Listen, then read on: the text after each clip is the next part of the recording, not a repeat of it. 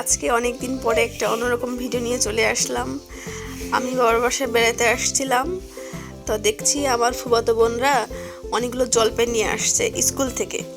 তা আমি বলছিলাম চল তোদের এই অল্প কয়েকটা জলপাই দিয়ে এই আচার বানিয়ে দিই।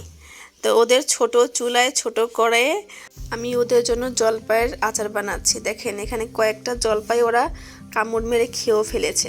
আসলে এটা কোনো আচারের ভিডিও না, আমরা এই আচার করতে যে সবাই মিলে এত মজা করেছি, মানে এটা ধরতে গেলে একটা ফানি ভিডিও, তাই সেটাই আপনাদের সাথে শেয়ার করলাম। দেখেন আমরা কোনো কিছুই তেমন মশলা দেইনি, শুধু লবণ, তারপর রসুন আর গুড়, হলুদ, মরিচের গুঁড়ো, শুধু এই কয়েকটা জিনিস দিয়েই আমাদের খুব মজাদার আচার হয়ে গেছে।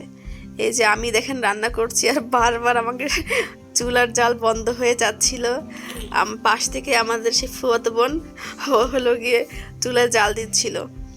তাই যেমনই হোক না কেন আমাদের আজকে এই অল্প কয়েকটা আচার বানাতে যে খুব মজা করেছি আমরা। হ্যাঁ, আজকে আমরা সত্যি মজা করেছি। হ্যাঁ, আমরা অনেক দিন পর একসাথে হয়েছি।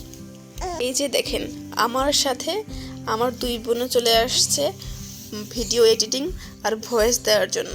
আসলে ওদের এখন শৈশবকাল, ওদের এই সময়টা খুবই মজার সময়, তাই ওদের সাথে আজকে আমিও যোগ দিলাম।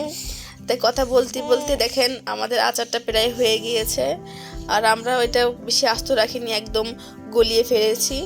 আর আচারটা যেমনই বানাই না কেন, খেতে সত্যি খুব মজা হয়েছে। খেতে অনেক মজা হয়েছে। তাহলে আজকের ভিডিও এই পর্যন্তই।